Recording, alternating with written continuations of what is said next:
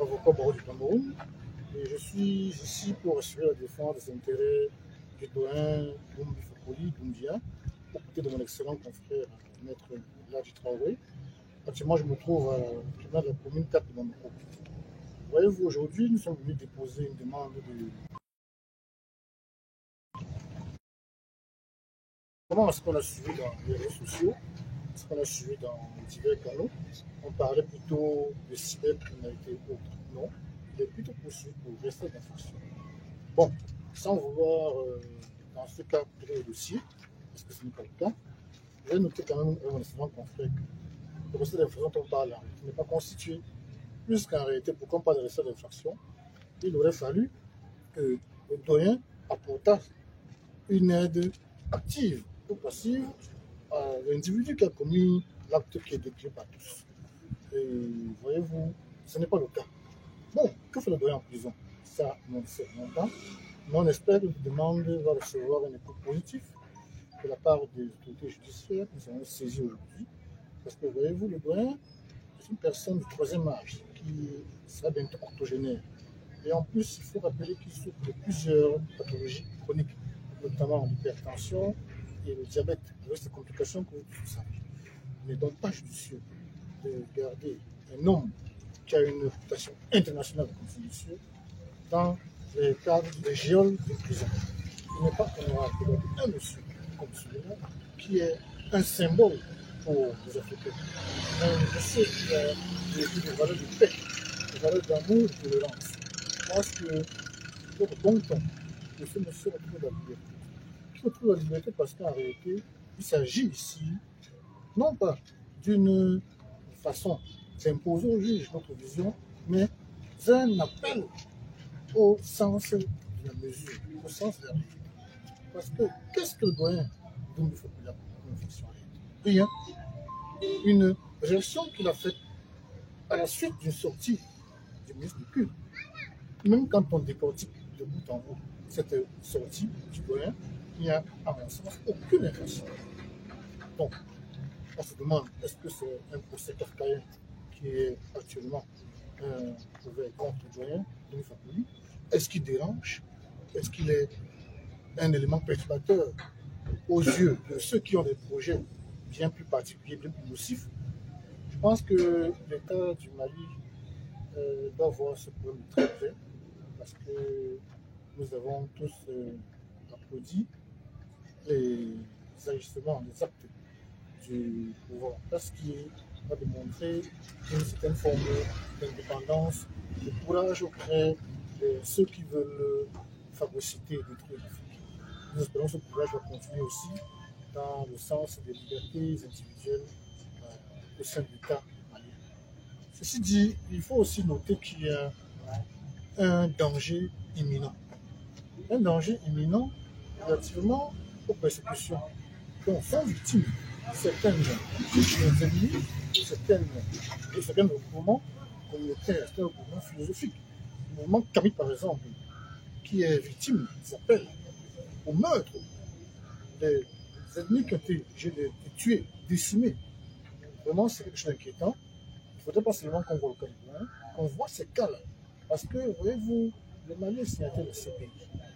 Et la CPI, la Convention de Rome, la CPI, et cette convention fait du Mali injudiciable de cette institution internationale. Il ne faudrait pas qu'on laisse passer certaines choses et qu'elles aboutissent à des situations qui sont par la suite non contrôlables et regrettables.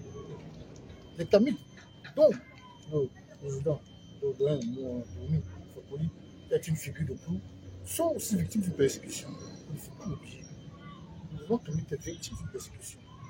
Et j'ai bien peur que ces choses sont faites, ou du moins elles sont laissées dans cet état, on peut tout droit quelque chose d'abominable. Bon, nous ne sommes pas là pour dire des leçons invitantes, nous sommes là plutôt pour rappeler aux uns et aux autres la mesure, nous sommes là pour inviter les uns et les autres à la fraternité, au discours de paix et d'amour que le doyen a toujours diffusé au sein de la population. Et parallèlement à ça, nous avons conclu l'ambition de déposer plusieurs procédures, notamment contre certaines personnes qui ont fait des appels au meurtre, des incitations à la haine. Et cette personne est bien connue, notamment deux dignitaires religieux, bien connus de la place, qui seront bientôt justiciables devant les juridictions du Mali. On les appelle au crime, au meurtre et à l'apologie du génocide. Voyez-vous, nous allons arrêter là. Nous allons aussi saisir la Cour européenne des droits de l'homme. Dans cette situation, si elle est dans l'état, elle peut aboutir à quelque chose de plus grave et de plus dangereux, qui ne fera pas honneur de ces pays frères et amis qu'est le Mali, que nous aimons tous très bien. Merci. Et à propos des jeunes, les 4 autres jeunes qui sont détenus avec le doyen.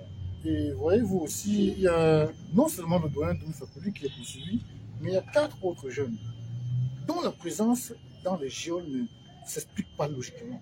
Quand ils commettent une infraction, ces 4 jeunes, des victimes innocentes, qu'ont-elles fait? Qu'est-ce que ces jeunes ont fait?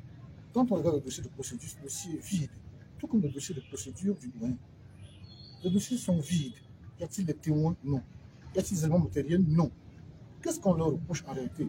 Au doyen, il y a 4 ces jeunes familles. Je ne vois pas ce qu'on leur reproche. Voyez-vous, il ne faudrait pas qu'on radicalise des jeunes qui aiment leur pays, des jeunes qui sont des patriotes, des jeunes qui donnent leur vie pour leur pays, parce qu'en réalité, ils ne devraient pas se retrouver dans les choses. Qu'ont-ils commis comme infraction? En réalité, rien. Je vous dis, les dossiers sont vides. On a eu le temps de les parcourir, il n'y a rien dans les dossiers. Alors, que font-ils en prison? C'est la question qu'on se pose. Qu'est-ce qu'ils font en prison? Je pense que toutes ces situations doivent être connues de tous, de toutes. Parce que si on laisse dans l'ombre ces abus, si on laisse dans l'ombre ces actes indignes, je pense que cela va vers quelque chose de plus grave que ça. Et il y a 5 personnes en prison dans des conditions insoutenables qui sont entrées pour des raisons qui sont pour l'instant kafkaïennes. Aucun élément juridique ne justifie le maintien en détention provisoire de ces 5 personnes, qui sont les doyens et les 4 jeunes candidats. Je pense que nous allons demander la liberté pour toutes ces personnes et nous allons présenter là. Nous allons poursuivre à l'international les procédures pour la défense du doyen et ces 4 jeunes candidats. Okay. Pourrons-nous, grosso modo, dire qu'aujourd'hui, la demande de liberté provisoire a été mise pour M. Fakoli? La demande de liberté provisoire a été mise pour M. Fakoli et les autres 4 camites. Donc, assurez-vous, on a prévu de faire.